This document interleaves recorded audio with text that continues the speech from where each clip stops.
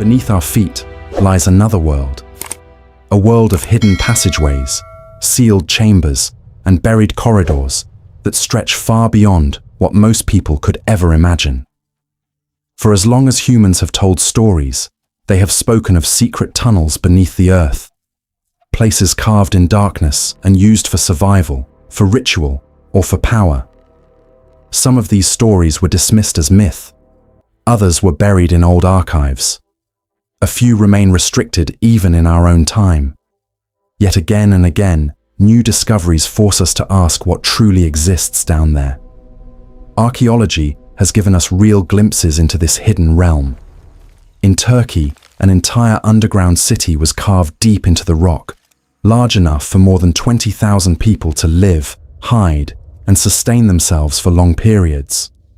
In the Americas, native traditions speak of hidden peoples who survived great cataclysms by retreating into vast subterranean worlds.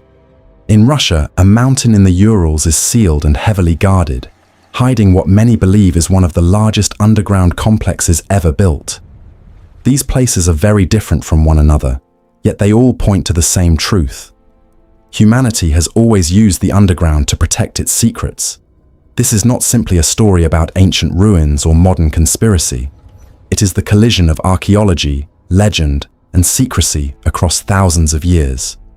From the labyrinths of Cappadocia to ritual tunnels in Peru, from ancient legends of hidden kingdoms to classified military projects of the 20th century, the deeper we look, the more the pieces begin to connect. The underground has never been fully explored. Some of these passages remain sealed to this day.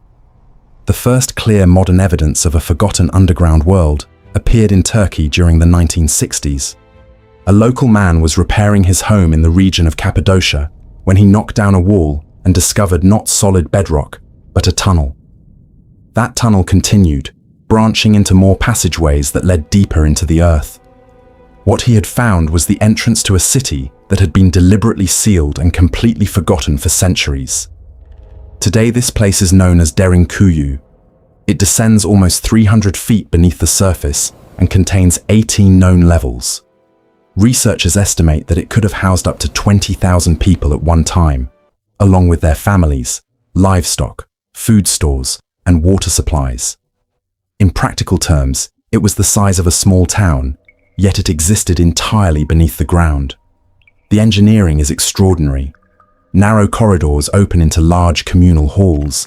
Massive circular stone doors, some weighing as much as half a ton, were designed to roll across passages and seal entire sections with a single push.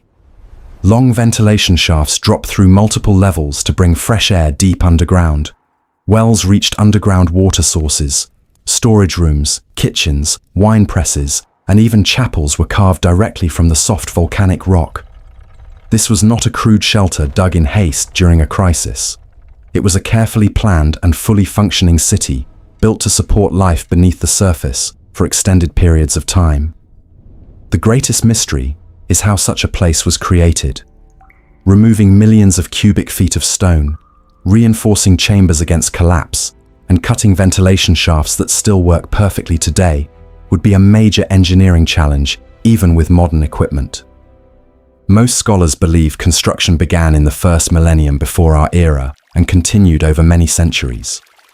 Yet the precision of the ventilation system and the sheer volume of rock that was removed remain difficult to explain using only the hand tools that historians traditionally associate with that period. Why was something so deep and complex ever built? The most common explanation is that it served as a refuge during the many invasions that swept through Cappadocia over the centuries. The ability to disappear completely underground would have offered powerful protection. Yet this explanation does not fully account for the presence of chapels, wineries, and sophisticated defensive features built into the design. Some researchers suggest the city also served as a sanctuary where culture, knowledge, and spiritual life could be preserved during dangerous times. Others believe it grew gradually, layer by layer, as each generation expanded a system whose original purpose had already begun to fade from memory. What is certain is that Derinkuyu remained hidden for centuries, not because it had collapsed or been destroyed, but because its entrances were deliberately sealed. Even today, parts of the complex are still closed to exploration. Archaeologists suspect that deeper levels exist which have never been fully mapped. Local stories claim that tunnels stretch for many miles and connect Derinkuyu to other underground sites across the Cappadocia region. If these accounts are accurate, then what has been uncovered so far may represent only a small fraction of a much larger network. While Derinkuyu demonstrates how entire communities could engineer vast underground cities for survival, other ancient civilizations created subterranean spaces for very different reasons. In some cases, the purpose was not protection from enemies above, but something far more mysterious. While Derinkuyu demonstrates how entire communities could engineer vast underground cities for survival, other ancient civilizations created subterranean spaces for very different reasons. In some cases, the purpose was not protection from enemies above ground, but something far more mysterious, ritualistic, or symbolic. These structures were not built simply to hide people from danger. They were designed to hide knowledge, power, or sacred practices from the world above. One of the clearest examples of this different approach comes from Mexico, beneath the ruins of the ancient city of Teotihuacan. This city was once one of the largest and most powerful in the Americas, with a population that may have exceeded 100,000 people at its height. Yet unlike many other great civilizations, Teotihuacan left behind almost no written records naming its rulers or explaining its beliefs. Much of what we know comes from the structures themselves and from what was deliberately hidden beneath them. In 2003, heavy rains caused a sinkhole to open near the base of the Temple of the Feathered Serpent, one of the city's most important pyramids. A local archaeologist named Sergio Gomez was lowered into the hole and discovered something that had been intentionally sealed for nearly 2,000 years. Behind a wall of massive stones was the entrance to a tunnel that ran directly under the pyramid.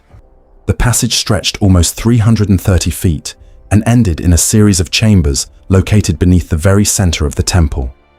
When the team finally entered the tunnel, they found thousands of offerings left behind in antiquity. There were fine ceramic vessels, objects made of jade and shell, and strange figurines whose meaning is still not fully understood. But the most unusual discovery was the presence of liquid mercury in several of the chambers. Pools of this toxic, silvery substance had been placed deep underground, shimmering under the light of modern torches in the same way they would have shimmered under ancient ones. The use of liquid mercury in this context is highly significant. For a long time, researchers believed that pre-Columbian civilizations in the Americas did not use or even know about liquid mercury. Its presence here forced a complete reassessment. Extracting and transporting mercury would have been extremely difficult and dangerous. Whoever placed it in these chambers did so with great effort and clear intention. Some researchers believe the mercury was meant to represent an underworld river or lake, a symbolic boundary between the world of the living and the world of the dead. Others suggest it formed part of a larger recreated cosmos, a miniature version of the universe built underground where important rituals could take place away from public view. The walls of the tunnel were lined with powdered pyrite and hematite, materials that would have sparkled like stars when illuminated by torchlight. Small reflective spheres were also found, possibly representing planets. This was not a refuge like Derinkuyu. It was something else entirely. The tunnel had been carefully constructed and then deliberately sealed with massive stones. Whoever closed it wanted to make sure that no one would ever enter again. The effort required to build it in the first place, carving through volcanic rock, lining the walls with special minerals, and bringing mercury from distant sources, shows that this was a project of great importance. The secrecy surrounding the site is striking.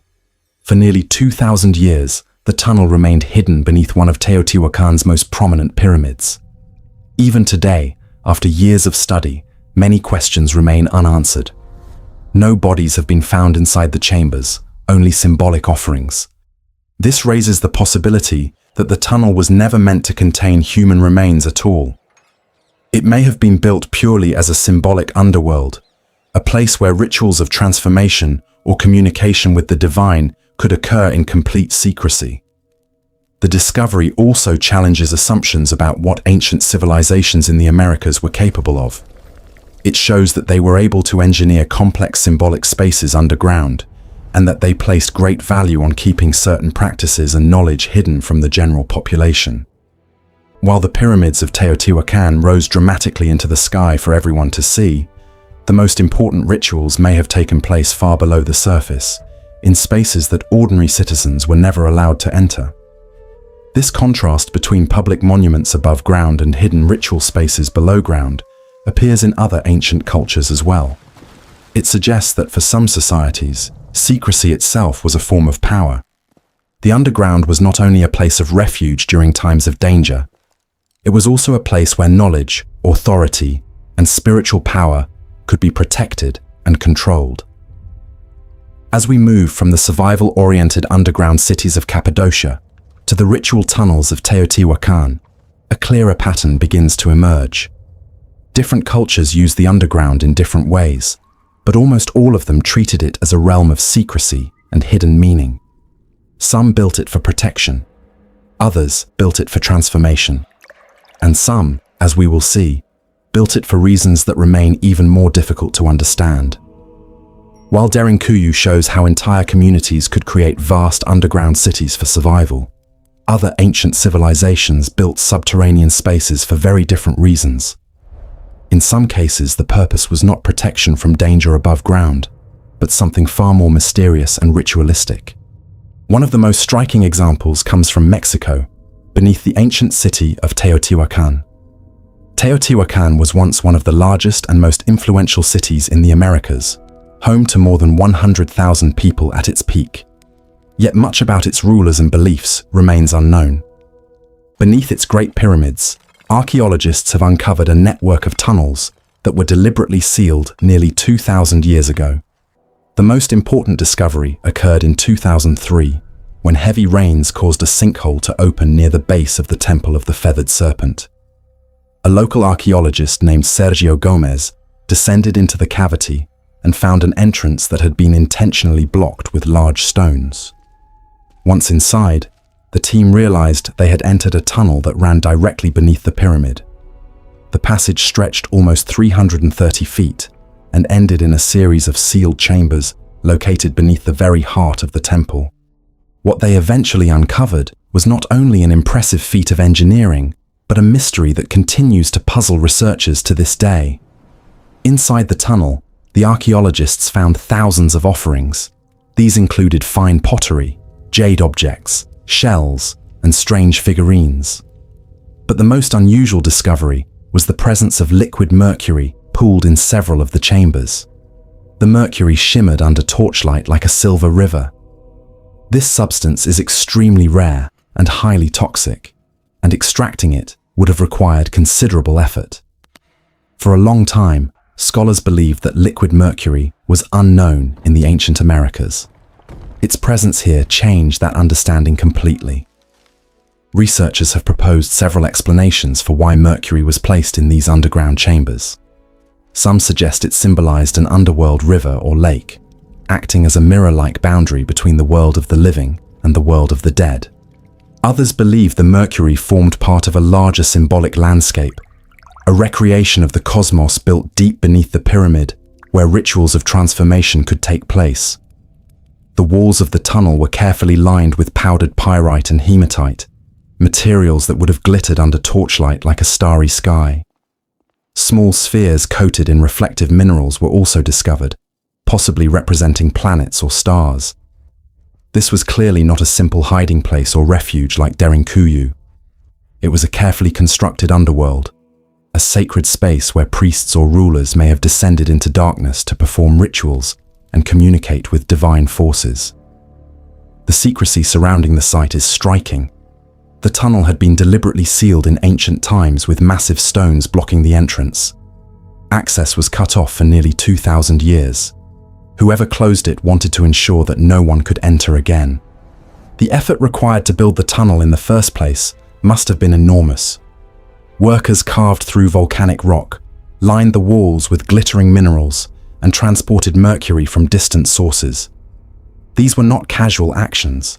They were deliberate, ritualistic, and meant to remain hidden. The fact that no royal tombs or clear records naming individual rulers have ever been found at Teotihuacan adds to the sense of mystery. Some scholars believe that power was shared among priestly councils rather than concentrated in kings. Others suspect that the city's leaders deliberately erased their own identities from history, and that the sealed tunnels beneath the pyramid may hold answers that have not yet been uncovered. Bodies have never been found inside the chambers, only symbolic offerings and artifacts. This raises an unsettling possibility. Perhaps the tunnels were never meant to contain human remains at all. Perhaps they were built as a purely symbolic underworld, sealed forever once the rituals were complete. The discovery challenges long-held assumptions about what ancient civilizations in the Americas were capable of achieving. It also shows that secrecy and hidden ritual were as important to Teotihuacan as the towering pyramids that rose above the ground. The Avenue of the Dead stretched for miles on the surface, flanked by monumental structures for all to see. Below ground, secret tunnels recreated rivers, stars, and cosmic realms that ordinary citizens never witnessed. This contrast between public spectacle above and hidden ritual below suggests a society in which secrecy itself was a form of power. While the tunnels of Teotihuacan were built for ritual transformation and cosmic symbolism, another ancient site in South America used underground spaces in yet another remarkable way. In the Peruvian Andes, the ceremonial center of Chavin de Huantar reveals how underground architecture could be engineered to alter human perception itself. In the Peruvian Andes stands the ancient ceremonial center of Chavin de Huantar. It flourished between 1,200 and 500 years before our era, long before the rise of the Inca Empire. At first glance, its stone temples look similar to many other Andean sites. But beneath the surface lies a network of galleries and passageways, unlike anything else in the region. These tunnels were not built to house thousands of people or to hide rulers in secret chambers. They were designed with one extraordinary purpose in mind: to manipulate sound, light, and human perception itself. Archaeologists who have studied the site describe the underground galleries as echoing chambers and disorienting labyrinths. Some passageways are so narrow that a single person can barely squeeze through. Others suddenly open into wider spaces where sound bounces and warps in strange ways. Stone drains carry rushing water beneath the floors, creating a constant low roar that fills the darkness. When a person stands inside these tunnels in total darkness, surrounded by echoing sounds and the thunder of water below, the space feels alive and almost supernatural. Experiments conducted at Chavin have shown just how deliberate this design was. Researchers brought replica conch shell trumpets into the galleries, instruments known to have been used at the site in ancient times.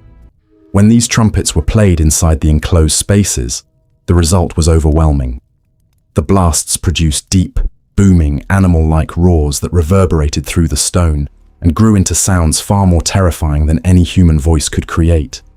Imagine being a pilgrim descending into this labyrinth, plunged into complete darkness, while the air vibrates with roars that seem to come from gods or beasts speaking through the walls. At the heart of Chavin de Huantar stands the Lanzon, a massive granite monolith carved with the snarling image of a fanged deity. It sits deep within the galleries and can only be reached by passing through the twisting tunnels. Reaching the Lanzon would have been the climax of an initiation ritual, a sensory ordeal carefully designed to break down ordinary perception. Light, sound, and architecture were combined to disorient and overwhelm visitors, preparing them for what they believed was direct contact with the divine. This use of underground space is unique in the ancient world. The tunnels at Chavin were not defensive structures, nor were they purely practical or symbolic. They were instruments engineered to alter human consciousness by controlling echoes, limiting access to light, and channeling the constant roar of rushing water. The builders created a technology of experience. Architecture here was not meant for shelter, but for transformation. The secrecy of the site adds another layer to its power. Much of Chavin's symbolism revolves around dualities, light and darkness, above and below, order and chaos. Ordinary life took place in the open plazas on the surface. But true transformation was reserved for the hidden spaces below, accessible only to initiates and priests. The underground world functioned as a threshold between the human and the divine.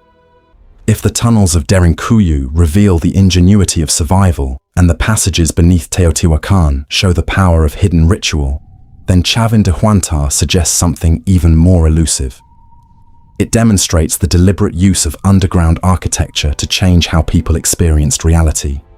These were not metaphors carved in stone. They were sensory machines designed to generate awe, fear, and revelation. This raises a deeper question. If tunnels in different parts of the world were used to alter consciousness, could the ancient myths of underground worlds, hidden kingdoms, and sacred underworlds be more than simple stories? Could they preserve cultural memories of real places that were deliberately engineered to transform human experience? The tunnels of Chavin de Huantar show how powerfully the underground could be shaped to affect the mind. Some traditions, however, go even further. They describe not just chambers or passageways, but entire hidden kingdoms sealed beneath the surface of the earth. Some traditions go much further than individual tunnels or ritual chambers. They describe entire hidden kingdoms sealed beneath the surface of the earth. In the early 20th century, a Polish explorer named Ferdynand Ossendowski traveled through Central Asia. Later, he published a book in which he recounted a story told to him by lamas in Mongolia. According to that story, there exists a vast subterranean realm known as Agartha.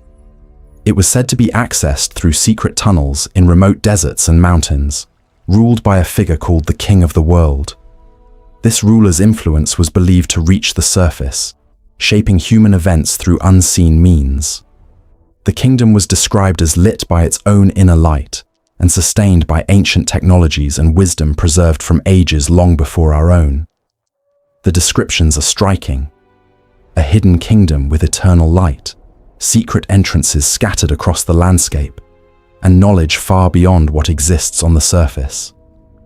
While this sounds like fantasy, it closely resembles other traditions found across Asia. Tibetan Buddhism speaks of Shambhala, another hidden realm of wisdom that lies beyond ordinary geography. Some accounts place it high in the mountains, accessible only to those who know the correct path. Others describe it as a place shielded from ordinary eyes, a domain of enlightened kings and sages who watch over the world from afar. The overlap between Agartha and Shambhala is too close to ignore. Both traditions speak of secret entrances, hidden realms, and ancient rulers who remain out of reach. These ideas were later taken up by various thinkers who argued that the Earth might not be entirely solid. According to the hollow Earth theory, vast inner spaces could exist within the planet, connected to the surface through tunnels at the poles or other hidden gateways. Inside these great caverns, entire civilizations could thrive, survivors of ancient catastrophes or beings entirely unknown to us. By the 19th and 20th centuries, this concept gained attention in certain circles. Believers pointed to myths like Agartha and Shambhala as evidence that cultures around the world had preserved the same memory of hidden realms. What makes these stories more intriguing is their global reach. Legends of subterranean peoples are not limited to Central Asia. Across South America, Europe, and North America, similar accounts appear. Hidden entrances, glowing inner lands, and powerful guardians dwelling below the earth. The consistency of these stories across cultures separated by oceans and thousands of years suggests they may have roots deeper than pure imagination.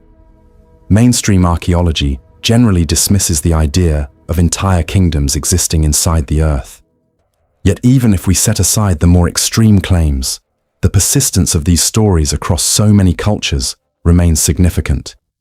They point to a universal human fascination with the underground, not as a place of emptiness and darkness, but as a realm of hidden power and lost knowledge. They raise a difficult question. Are these myths purely symbolic, or could they contain distorted memories of real encounters with subterranean structures and events long since forgotten? One thing is clear: the tales of Agartha and Shambhala are not isolated anomalies. They form part of a much larger web of traditions describing secret worlds beneath the surface. And these are not only Asian stories. Some of the most vivid accounts come from the Americas, where oral traditions tell of hidden worlds below the ground and of ancestors who once lived there. For the Hopi people of the American Southwest, one of the most important teachings is the story of emergence. According to their oral history, humanity once lived in an underworld, a realm of darkness beneath the earth. Guided by spiritual beings, the Hopi clans climbed upward through a narrow opening until they reached the surface and entered the present world. That moment of passage from darkness into light is still remembered in ceremonies today. Within Hopi underground ritual chambers, a small hole called the sipapu symbolizes the portal through which their ancestors emerged. It serves as a constant reminder that the people of today are descended from those who once lived below. The details in these stories are striking. They describe survival in hidden places during times of great catastrophe. Some versions say that earlier worlds were destroyed by floods, fire, or ice, and that only a remnant survived by dwelling beneath the ground until it was safe to return. The idea of multiple worlds, each ending in destruction and renewal, appears in other Native American traditions as well. The Navajo also speak of past worlds, each ending in disaster, with humans passing from one world to the next until arriving in the present one. The Cherokee recount traditions of hidden people who live below the surface, sometimes emerging but largely remaining unseen. Even the Mandan people of the Northern Plains told stories of their ancestors climbing from an underworld through a great opening in the earth. These accounts show remarkable consistency across vast distances and distinct cultures. In each case, humanity is said to have sheltered beneath the earth, survived destruction, and eventually re-emerged to rebuild. When placed alongside archaeological evidence, these stories take on a sharper edge. The Hopi say their ancestors endured underground until it was safe above. In Turkey, Derinkuyu proves that entire communities really did carve underground refuges capable of sustaining tens of thousands of people. Both the myth and the physical evidence reflect the same fundamental idea. When catastrophe strikes, survival may depend on going below. It is possible that these oral traditions preserve distant memories of real refuges. Oral histories are not perfect records, but they often carry recognizable patterns. The recurring themes of survival in darkness, protection by guardians, and eventual return to the light align closely with what archaeology has shown us humans were capable of achieving. These stories may not describe literal events exactly as modern historians would record them, but they may encode important truths about how earlier peoples endured crises that wiped out much of the world they knew. There is also the recurring theme of secrecy. Just as Derinkuyu remained hidden until its entrance was accidentally breached, many Native American stories suggest that hidden peoples still exist below, living apart from the surface world. For the Hopi, the underground is not only ancient history, it remains an active part of their cosmology, a place that shaped who they are and continues to hold deep meaning today. When viewed globally, the parallels become difficult to ignore. In Asia, myths of Agartha and Shambhala describe entire hidden kingdoms sealed beneath mountains. In the Americas, the Hopi and other peoples recall their ancestors emerging from subterranean realms after great catastrophes. Across continents and oceans, the core themes remain the same. The underground is portrayed as a place of refuge, transformation, and hidden power. While archaeologists often interpret these accounts as metaphors or symbolic cycles, the existence of real underground cities and tunnels shows that the boundary between myth and reality may be less clear than once believed. While oral traditions around the world speak of hidden kingdoms and ancestors who once lived beneath the earth, there are also places where the evidence is carved directly into stone, yet remains almost completely unexplained. One of the most puzzling examples is found in China, in a series of enormous underground chambers known as the Longyou Caves. In 1992, a group of farmers in Zhejiang province decided to drain a pond that had existed for generations.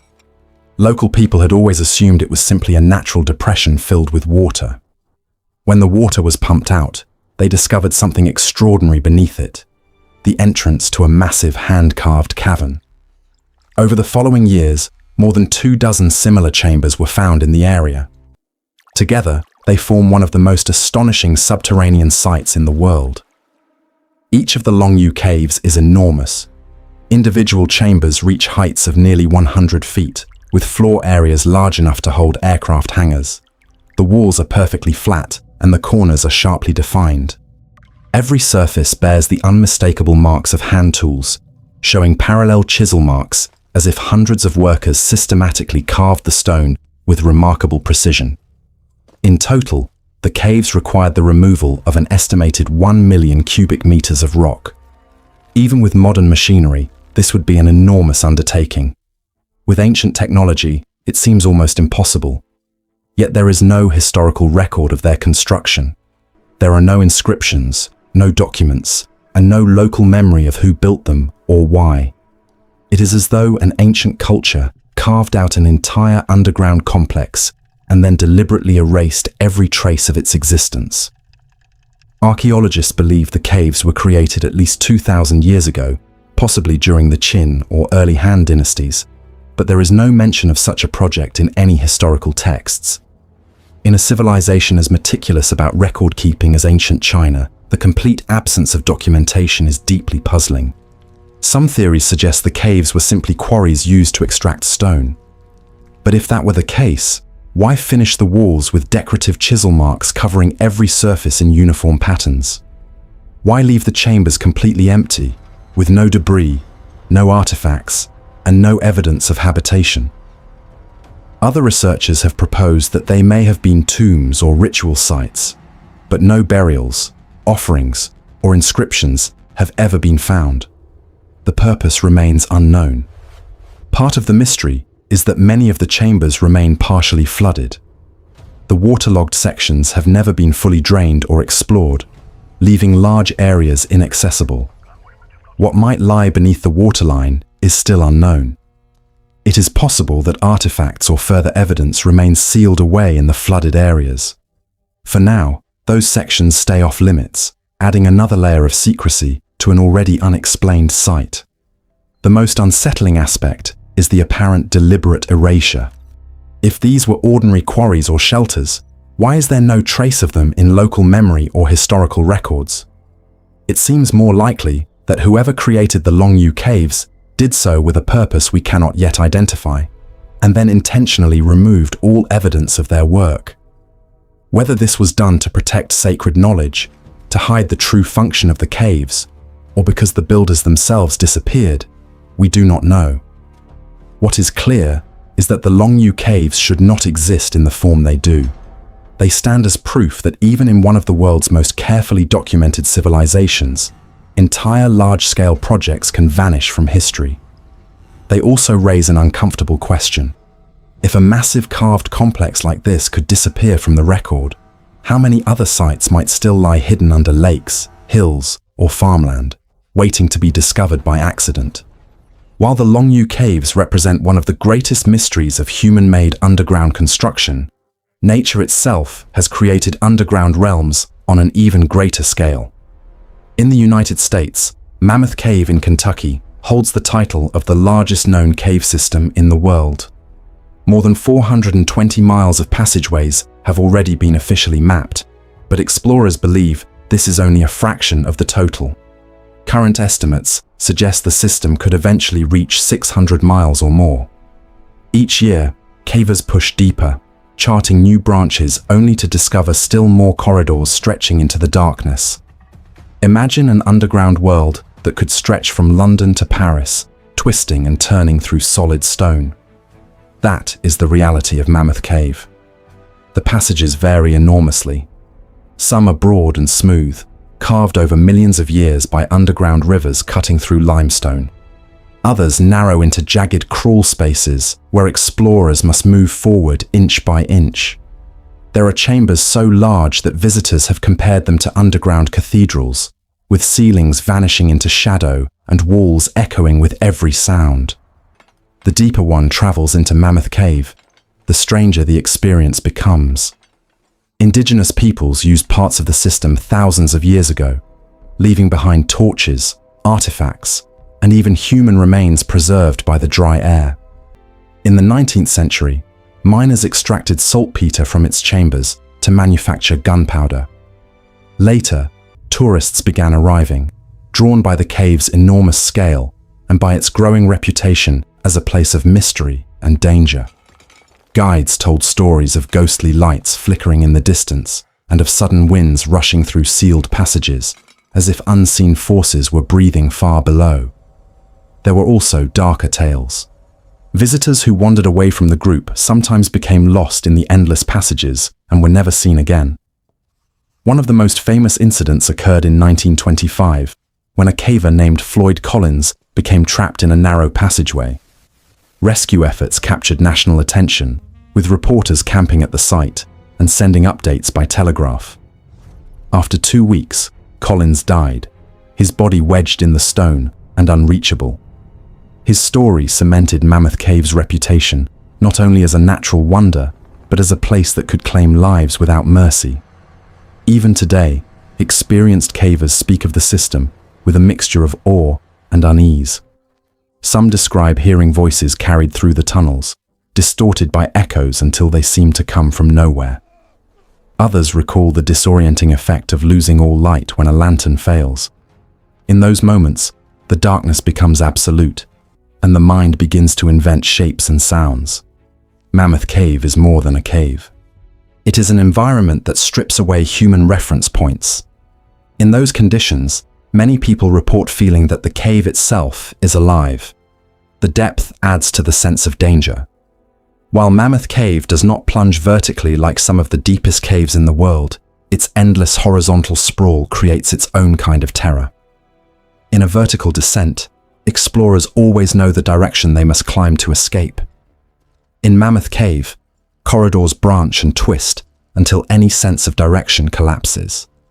Without careful mapping, a single wrong turn can lead to miles of wandering in total darkness, with no clear way back.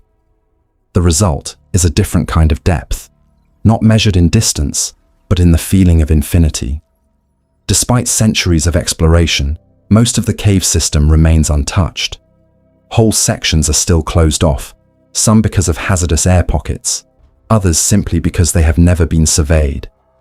What lies in those sealed chambers remains unknown. The possibility of new species, untouched archaeological sites, or massive unexplored halls is very real. Mammoth Cave proves that even in a world mapped from orbit, there are still places on this planet where the unknown stretches for hundreds of miles. If natural geology can produce an underground world on this scale, with endless corridors, hidden chambers, and rivers running in silence for miles, then secrecy beneath the surface is not only a human invention, it is part of the planet itself. And if caves created by nature can swallow lives and still hold vast uncharted territory, what might exist inside tunnels built deliberately by human hands, where secrecy itself is the entire purpose? Underground networks are no longer only relics of the past.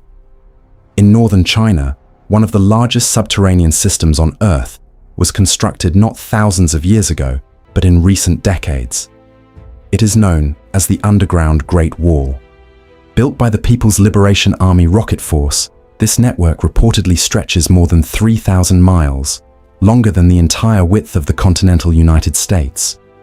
Its purpose is not disputed. It was designed to store, move, and protect China's nuclear arsenal. Almost everything else about it remains classified. Fragments of information come from satellite imagery, rare leaked photographs, and investigative reports. They show entrances disguised as hillsides, massive blast doors, and long reinforced corridors where missile transporters can move unseen. Analysts believe the tunnels connect storage chambers, launch bays, and underground command centers. Some reports even suggest that entire support cities have been constructed within the network to house military personnel. The engineering effort behind the project is staggering. Carving thousands of miles of tunnel through rock required massive boring machines, decades of labor, and an enormous budget. Chinese sources indicate that construction began during the height of the Cold War, when the risk of a nuclear first strike was considered a real threat. By dispersing missiles and launch systems underground, China ensured that its arsenal could survive and retaliate no matter what happened on the surface. In the Ural Mountains of Russia rises a peak that looks ordinary from the outside. Mount Yamantau is a rugged, forested mountain surrounded by small towns and villages. From a distance, it appears unremarkable. But for decades, intelligence agencies, satellite imagery, and scattered reports have told a very different story. They describe the mountain as sealed, honeycombed with tunnels, and protected by unusual levels of secrecy. The story of Yamantau first gained wider attention in the 1990s, as the Soviet Union collapsed and Russia entered a period of economic and political turmoil. American satellites had already been observing unusual activity around the mountain for years. They showed massive excavation projects, the construction of rail lines and highways leading directly into the mountain, and entire towns being built to house workers. The scale of the effort was enormous, comparable to the largest military-industrial projects of the Cold War. Yet Russian officials gave conflicting and often contradictory explanations when asked what was being built. At different times, they claimed the site was nothing more than a mining operation, a food storage facility, or a warehouse for national treasures. None of these explanations matched the visible infrastructure. A simple warehouse does not require entire railroads driven into a mountain. A food depot does not explain thousands of workers excavating chambers large enough to be seen from space. The lack of a consistent, credible explanation only deepened suspicions in the West. American intelligence analysts came to believe that Yamantau was something far more serious, a vast underground complex built to survive nuclear war. During the Cold War, both the United States and the Soviet Union constructed networks of bunkers and command posts designed to endure a first strike. But Yamantau appeared to go well beyond that. The scale suggested not just a bunker for a small group of leaders, but an entire subterranean city capable of housing tens of thousands of people, along with weapons, command centers, and industrial facilities. What made Yamantau especially concerning was the timing. Construction continued through the 1990s, even as Russia was experiencing severe economic collapse. The government claimed it could not pay wages or provide basic services to its citizens. Yet it continued to pour enormous resources into digging deeper into the mountain.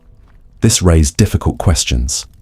Why was Yamantau considered so important that the project survived when so many other state programs were abandoned? Local accounts from people living near the site described heavy security and total secrecy. Entire towns were off-limits to outsiders. Roads were blocked, and checkpoints manned by armed guards restricted movement. Locals were reportedly warned not to ask questions about what was happening inside the mountain. Some workers lived in closed cities nearby, their lives entirely tied to the project. To this day, the area remains sensitive and heavily patrolled. Satellite imagery provided further evidence. Large spoil piles of excavated rock appeared on the surface, clear proof of massive tunneling below. Rail lines were built directly into the mountain, suggesting that whatever lay inside required heavy equipment and regular supplies. Analysts compared the visible infrastructure to known nuclear command complexes, but on a much larger scale. Estimates of the true size of Yamantau vary widely. Some reports suggest the complex could cover more than 400 square miles of underground space, enough to contain not just bunkers, but entire industrial facilities. Other estimates claim it could support a population of up to 60,000 people for months or even years. If these figures are accurate, Yamantau is not simply a command center. It is a hidden city buried deep in the Ural Mountains, prepared for a future most people hope will never come. The secrecy around Yamantau continues into the present day. Russia has never offered a consistent or convincing explanation for the site. and Western intelligence has never been able to confirm exactly what lies inside.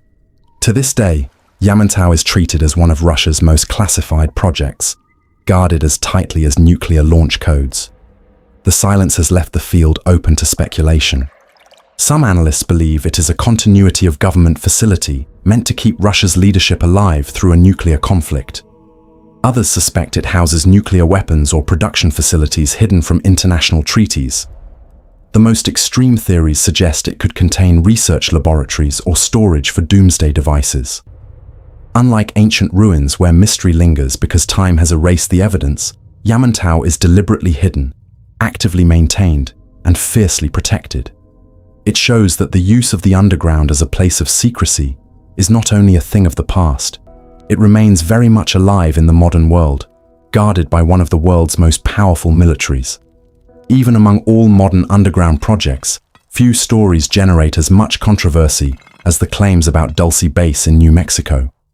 According to these accounts, deep beneath the desert lies a massive underground complex that is allegedly not controlled solely by humans. The story gained widespread attention through the testimony of Phil Schneider. In the mid-1990s, he gave public lectures in which he claimed to have worked on deep underground military construction projects during the 1970s. According to him, while working near Dulce, workers accidentally broke into a large cavern that was already occupied by non-human entities. Schneider described a violent confrontation in which he was severely burned by an unknown weapon, and dozens of people were killed. He further alleged that after this incident, the Dulce facility became a joint operation involving both humans and non-human beings, and that highly classified research, including genetic experiments, was being conducted there. Official sources have never confirmed the existence of this base, and Schneider's claims have been consistently dismissed as fabrication. In 1996, he was found dead in his apartment, with the official cause listed as suicide. Regardless of the veracity of these specific claims, the Dulce Base story illustrates a consistent pattern that runs through both ancient and modern history. Governments and military structures have always used underground spaces to conceal what they consider most important or dangerous. From ancient underground cities built for survival to modern nuclear complexes, the principle remains the same. What holds the greatest significance or risk is often hidden beneath the surface. We have traveled from the ancient city of Derinkuyu, capable of sheltering 20,000 people underground, to the ritual tunnels of Teotihuacan containing liquid mercury, from the perception-altering galleries of Chavin de Huantar to the unexplained Longyou Caves, from the natural immensity of Mammoth Cave to classified modern complexes in China and Russia. In every case, the underground served the same fundamental purposes: protection, control, and concealment. Ancient civilizations built underground cities for survival and ritual. Modern states construct vast subterranean networks to store nuclear weapons and maintain command in the event of catastrophe. While the technology and scale have changed dramatically over thousands of years, the underlying instinct has not.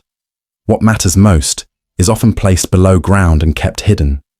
How many more such places exist that we know nothing about? How many tunnels, chambers, and complexes remain sealed, classified, or simply forgotten?